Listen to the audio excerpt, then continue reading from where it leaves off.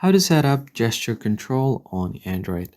Hey everyone, welcome back to the channel. In today's video, we're going to be talking about how you can easily set up gesture controls on Android.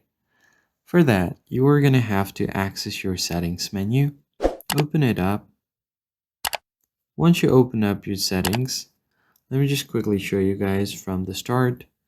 Uh, Currently, I have the button navigation at the bottom as my gesture control. Now to add other controls, you need to go to your display settings.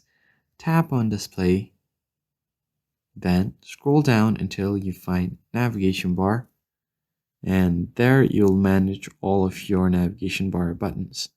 So currently I've selected buttons, so if I head over to more option, I'm able to change the order of the buttons, but there's nothing more I can do.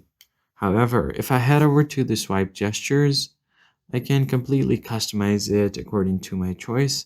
So if I go over to more option, I'm able to change it to two types of buttons.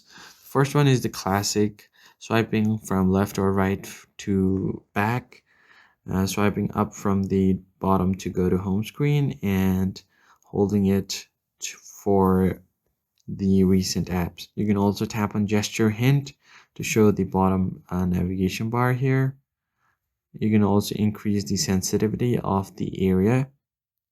Once that is done, you can easily use the gesture control on your device to navigate through your apps. There are other gesture controls as well.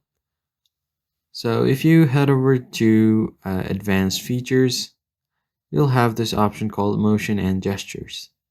You can set up different gestures like lift to wake, double tap to turn on or off your screen, alert when phone picked up, mute gestures, and palm swipe to capture.